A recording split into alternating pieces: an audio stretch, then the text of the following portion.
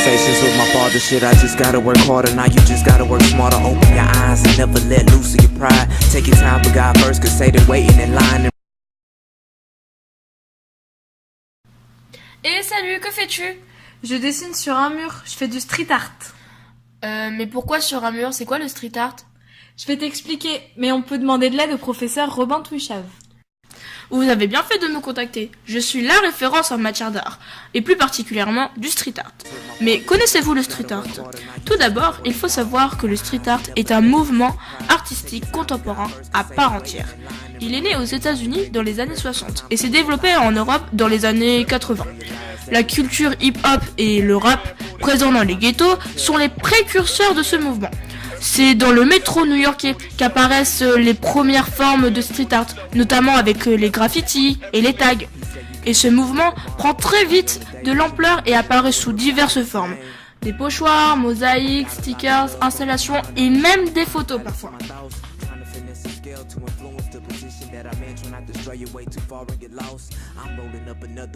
Mais l'art est déjà présent dans les musées et les galeries. Quel est l'intérêt de le faire dans la rue? C'est une très bonne question. Premièrement, la rue n'appartient à personne. Chacun est libre d'y déambuler. C'est même l'endroit où l'on observe le plus de mixité sociale. On peut y voir des PDG, des mendiants, des mamans, des enfants, des pigeons et des chats errants aussi. Ah oui, c'est vrai, je n'avais jamais vu la rue sous cet angle-là.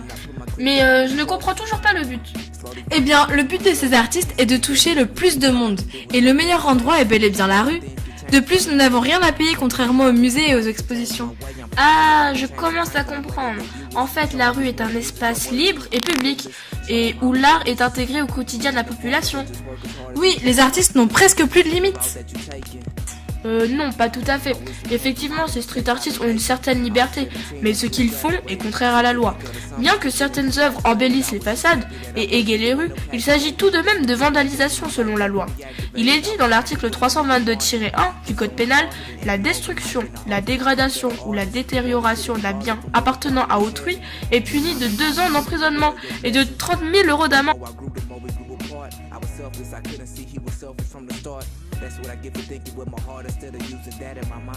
Le street art peut servir à contester des problèmes sociaux ou politiques, mais peut aussi bien n'avoir qu'un seul but, embellir la ville.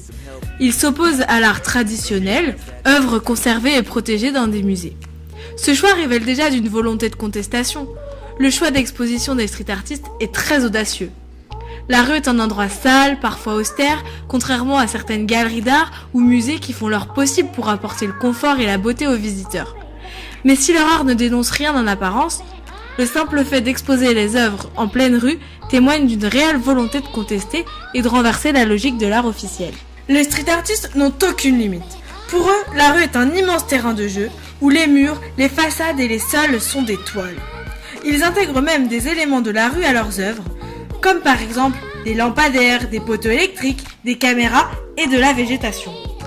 Leur imagination est sans frontières. Il ne faut pas oublier que leurs œuvres sont exposées à l'extérieur et que ces dernières doivent faire face aux perturbations climatiques. Les artistes sont conscients que leurs œuvres ne seront pas éternelles, certains font même de cette destruction un avantage. Je connais un artiste dont je suis vraiment fan, qui joue beaucoup avec cette éphémérité ainsi qu'avec les éléments de la rue. C'est l'artiste italien Nemo. Regardez, j'ai plein de photos sur mon téléphone. On peut voir dans les premières photos que l'œuvre se dégrade au fil du temps. L'artiste a utilisé du papier journal qui recouvre l'œuvre finale. En fait, son œuvre vit littéralement. Oui, l'homme du début qui prie devient en fait un squelette et une proie pour le corbeau, puis meurt. La destruction de l'œuvre délivre un vrai message. L'artiste Francisco de Pajaro joue également beaucoup avec l'éphémérité de ses œuvres. Il a pour support les poubelles dans la rue et les détritus qui s'entassent partout dans le monde. Son slogan est Art is Trash et est très révélateur de ses œuvres. Il y a quelques années, je me promenais à Paris et je me souviens d'avoir vu quelque chose de vraiment incroyable en rapport avec ce que tu viens d'évoquer. Je suis tombée sur une tour assez spéciale. C'était en fait un projet qui avait mobilisé 108 artistes de street art de 18 nationalités différentes venus bénévolement des 4 coins du monde.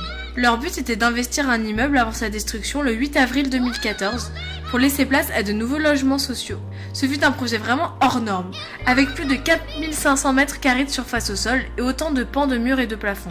Il y avait 9 étages et des sous-sols, 36 appartements de 4 à 5 pièces, parfois encore meublés. Certains artistes ont même intégré ce mobilier à leurs œuvres et j'ai trouvé ça vraiment super intéressant. J'ai eu la chance de visiter cet immeuble en octobre 2013 après beaucoup d'heures de queue. Ah mais ce n'est pas vraiment du street art alors, si peigne à l'intérieur d'un immeuble. Oui, mais il y a tout de même un lien très fort avec le street art, puisque tout comme Nemo, les œuvres sont éphémères et seront détruites. En fait, les street artistes peuvent s'adapter sur n'importe quelle surface et la rue, leur support de départ, c'est bien ça. Ils s'adaptent à n'importe quel endroit. Et le fait de leur donner un immeuble, ils ont pu vraiment exercer leur art et faire ce qu'ils avaient envie de faire. Le street art, rien que dans sa forme, est contestataire. Les street artistes peuvent aller plus loin dans leur contestation et choisissent de contester ce qui les dérange dans la société. Les artistes veulent avant tout éveiller les consciences et amener la population à la réflexion. Ils veulent la confronter à une réalité que l'on tente de camoufler. La société de consommation, la manipulation des médias et l'emprise qu'ils ont sur les gens ou encore les tabous par exemple. Avortement, mariage homosexuel et tant d'autres choses. Ah d'ailleurs, on retrouve beaucoup ces sujets de société et de contestation dans la plupart des œuvres de l'artiste italien Nemo. Ah oui, je me souviens, tu en parlais tout à l'heure. Mais je trouve ces œuvres assez particulières, voire étranges, et je ne comprends pas toujours les messages qu'il veut transmettre. Regarde celui-ci. Tu peux m'en dire davantage ? Oui, à première vue, on voit un homme, enfin plutôt une limace qu'un homme, avec le teint pâle, le regard vide, les yeux cernés. Il est attaché et emprisonné dans la télé et n'a aucun moyen de s'en échapper car il y a un cadenas. C'est une triste fatalité. Oui, en quelque sorte. De plus, cette œuvre n'est pas sans rappeler les condamnés du Moyen-Âge attachés au pilori. À travers cette image du pilori moderne, le message que l'artiste veut délivrer est que les hommes sont conditionnés et manipulés par la télévision. Et regarde cette œuvre de Banksy. L'œuvre de Nemo et celle-ci se ressemblent vraiment. La technologie utilisée abusivement est dénoncée. Pour Banksy avec les caméras et pour Nemo la télévision. C'est vraiment super intéressant de voir à quel point ces œuvres ont du sens. Oui, c'est vrai, maintenant je trouve qu'il y a plus de sens. D'ailleurs, tout ça me fait penser à un roman. Tu sais, celui qui annonce l'arrivée de l'espionnage par les écrans avec la technologie. Ce ne serait pas 1984 de George Orwell ? C'est marrant, je le lis en ce moment. Ah si, c'est bien ça. Ce livre a inspiré le street art, surtout avec Big Brother. Les filles, impossible de parler du street art sans même évoquer le nom de l'une des artistes françaises les plus importantes de le monde du street art, Mystique. Ses œuvres osées et pleines de jeux de mots poétiques ont fait d'elle une icône de l'expression féminine. Elle travaille à l'aide de pochoirs. Son art est assez surréaliste et elle se représente souvent elle-même dans ses œuvres, et met parfois en avant des scènes érotiques. Mais tu ne connaîtrais pas un autre street artiste qui est connu pour son humour ou ses jeux de mots ? C'est bien que tu en parles. J'allais justement te parler d'un autre artiste qui fait beaucoup de street art avec des jeux de mots et de l'humour noir. Son nom est EZK Street Art. Dans ses œuvres, il oppose souvent deux mondes paradoxaux, la misère et le luxe. On retrouve ses œuvres sur les murs de Paris pour interpeller le plus de monde.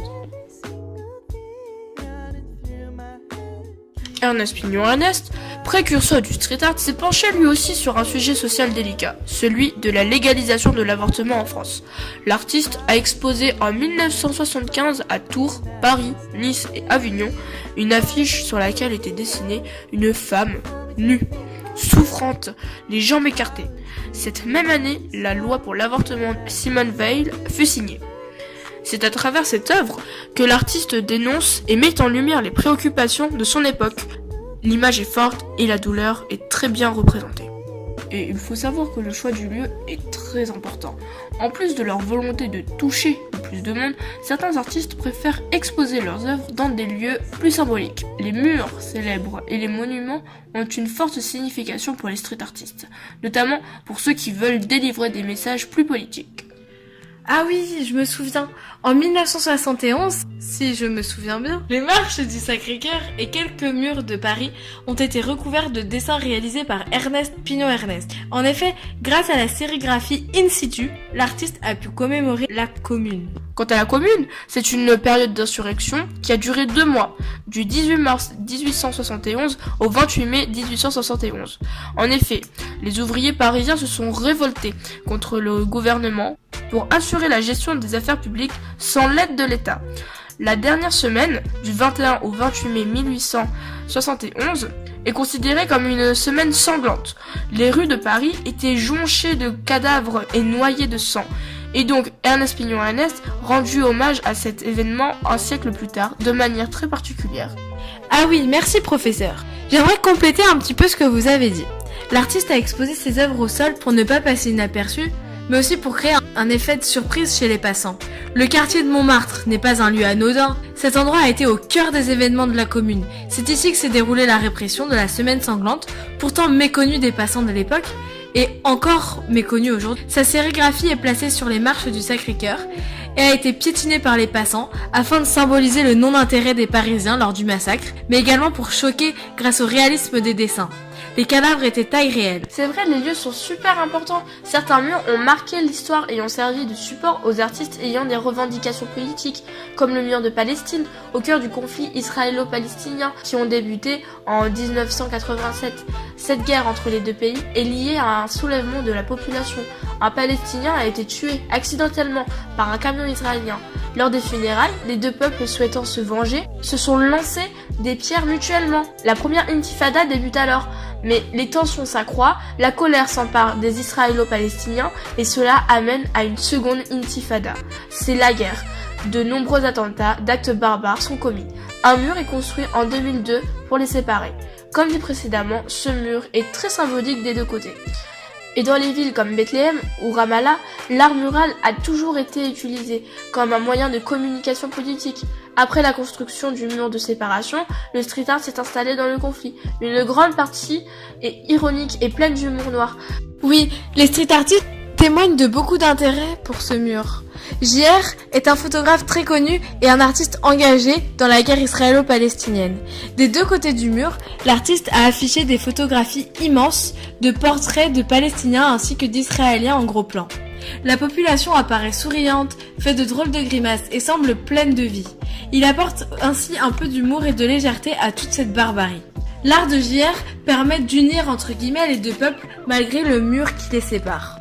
Et j'ai aussi une petite anecdote qui vous intéressera les filles. Quand JR installa ces immenses photos sur le mur, les passants, choqués de voir des portraits de Palestiniens sur le territoire israélien, commencèrent à le questionner. Et savez-vous ce qu'il répondit ? Et puis ils ont la même gueule, ils se ressemblent. Allez savoir s'il est palestinien ou israélien, on sait pas.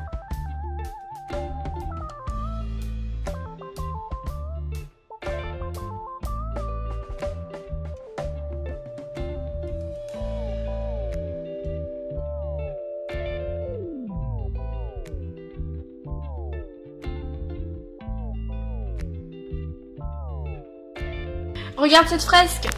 J'ai l'impression que les enfants sont prisonniers de ce monde violent et qu'ils font la guerre au lieu d'aller à la mer. Ah, moi, je vois les choses assez différemment. Pour moi, les enfants sont plutôt en train de refermer ou bien de détruire ce mur où nous pouvons trouver un lieu paradisiaque.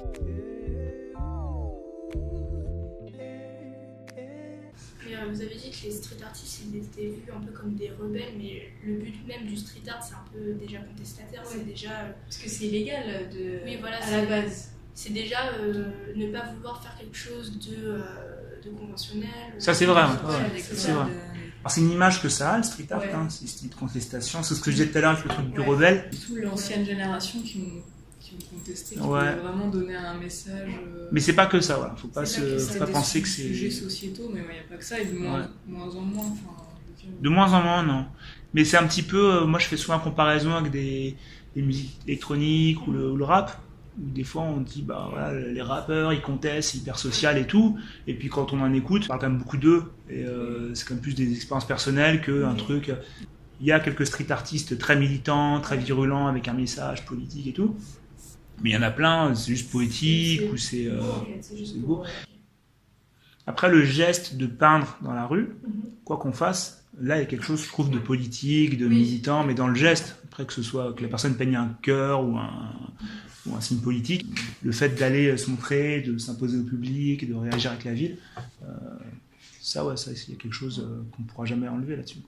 Le street art, il y a beaucoup de gens qui définissent comme un art de rue et qui pensent au côté extérieur. En fait, si on y réfléchit, comme pour la Tour 13, c'est des artistes qui peuvent peindre aussi à l'intérieur. une pratique qui se définit pas par la rue, mais par la capacité de chaque artiste à s'adapter au milieu. Donc c'est un artiste, nous on le voit quand on fait des projets avec eux, on leur donne un grand mur, ils sont fous de joie, gare désaffectés, ils vont aussi être capables de peindre dessus. Et il y a peu d'artistes en fait capables de faire ça. Et qu'un artiste passe de la rue à la toile, c'est aussi qu'un mur, ça paye pas. Et en plus de ça, il y a pas mal d'artistes de street art qui vendent des œuvres, des toiles, pour pouvoir après continuer de peindre dans la rue et pouvoir continuer leur activité dans la rue. C'est vraiment qu'ils puissent vivre de leur art comme tous les artistes. En fait. Il y a certains artistes qui veulent pas exposer en galerie, qui veulent pas faire commerce de leur art. Et après, il y a certains artistes qui ont un discours un peu plus virulent, qui sont un peu plus agressifs. Alors, on ne les croise pas tous les jours, hein, mais par Internet, souvent, voilà, il y a des messages qui passent. Ouais. Quelqu'un qui a jamais cherché à vendre, qui est contre le système marchand, on arrive à le comprendre. Mais quelqu'un qui a essayé à tout prix de vendre son art et ça n'a pas marché, et puis ensuite, il dit qu'il est contre, on a du mal à suivre. On va se mettre au boulot. Merci beaucoup, vraiment, ouais.